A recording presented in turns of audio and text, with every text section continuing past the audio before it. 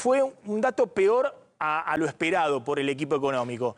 Y no solamente el dato de inflación de agosto que dio 4,2%, es decir, no es el dato solo del 4,2%, ¿no? El dato principal es que la inflación está estancada alrededor del 4%, en los últimos 4 meses. A ver si mostremos la placa siguiente. Cuando uno mira la inflación dio 4,2% en agosto. La inflación núcleo, sacándole el aumento de precios regulados o de precios estacionales, dio 4,1%, es decir, se aceleró por segundo mes consecutivo la inflación núcleo, que es la que mira permanentemente el Ministerio de Economía, que está muy lejos de la meta de que esté por debajo del 2% que esperaba el Ministerio de Economía.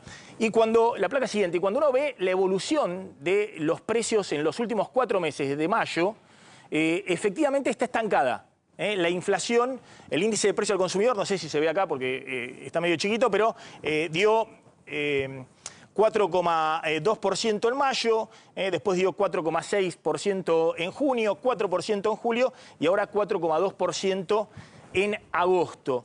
Y sobre todo, esa inflación núcleo, que no tiene en cuenta los aumentos de precios regulados o precios estacionales, había dado 3,7% en mayo, dio 3,7% en junio. El Banco Central salió a decirle a los inversores que ya en julio iba a estar cercano al 3%, 3,2% era la proyección del Banco Central para julio.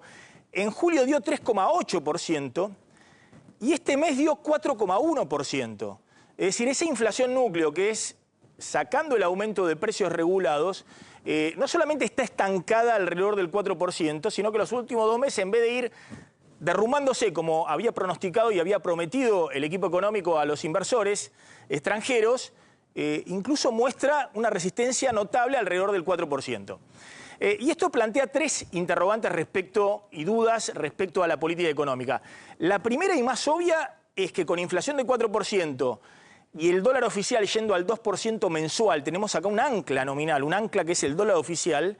Bueno, eso es inconsistente porque en algún momento o se derrumba la inflación por debajo de ese 2% o la economía pierde fuertemente competitividad, no puede generar dólares, que es fundamental hacia adelante, y hay un problema desde el punto de vista cambiario. Es lo que están viendo todos los inversores extranjeros. Dicen, che, ¿pero cómo?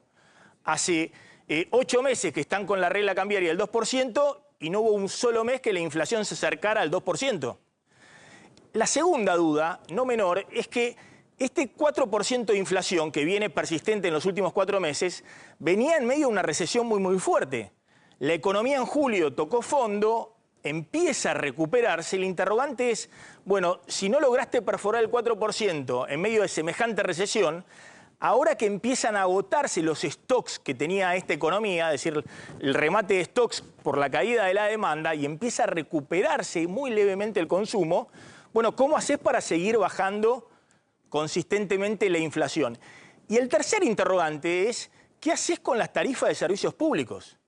Porque acá hay tarifas todavía muy atrasadas de luz, de gas, de transportes, incluso de combustibles, que el gobierno tiene que, en medio de la necesidad de mantener el superávit fiscal el año que viene, seguir aumentando y quitando subsidios. Y ese punto es muy, pero muy delicado, porque ¿cómo haces si la inflación núcleo, que es la inflación que tiene que estar, hoy tendría que estar, es la que en algún momento Caputo dijo, va a estar entre 1% y 0, algo por ciento ya esperaban hacia septiembre, creo que dijo Caputo. Bueno, si eso no se derrumba, esa inflación, ¿cómo haces para acelerar los aumentos que vienen frenando de tarifas de servicios públicos? El gobierno viene postergando el sendero de aumento de tarifas de servicios públicos que había prometido en febrero. Y lo viene haciendo, frenando esas tarifas, porque la inflación no se le desacelera como venían estimando. Entonces, si está la inflación alrededor del 4% persistente, en esa inflación núcleo que hoy tendría que estar derrumbada, ¿cómo haces para seguir aumentando tarifas de servicios públicos y al mismo tiempo derrumbar el índice de inflación por debajo del 2% mensual, que es la regla del crawling peg? Esto es lo que hoy se está discutiendo, por eso insisto, el gobierno, no sé si se sorprendió, pero me parece que es el segundo mes consecutivo que el Banco Central no la ve. Es decir, que el Banco Central crea expectativas respecto a que la inflación se está derrumbando y la inflación va a 4 meses que está estancada en un nivel que es incompatible con el resto de la política económica, fundamentalmente la política cambiaria del gobierno, que en la Argentina no es un tema menor. Es decir, cómo hace el Banco Central a futuro para acumular dólares y solidificar la estabilidad económica si no derrumbás urgentemente la inflación. Nos metemos en el tema de jubilados, está Martín de Taz. Fíjense lo que fue un fragmento del debate adentro del recinto donde, insisto, Milei tuvo un triunfo político, más allá del costo que pueda pagar en la encuesta o que pueda pagar en la opinión pública, un triunfo político logrando quebrar el voto de 5 diputados del radicalismo que habían votado antes, hace un mes, a favor del aumento jubilatorio y ahora dieron vuelta a su voto. Sentido común, porque es mentira los jubilados, no podemos ser tan asquerosos la política. A ver, la gente no nos puede ver ni en figurita ya, ¿no? Con toda la razón del mundo.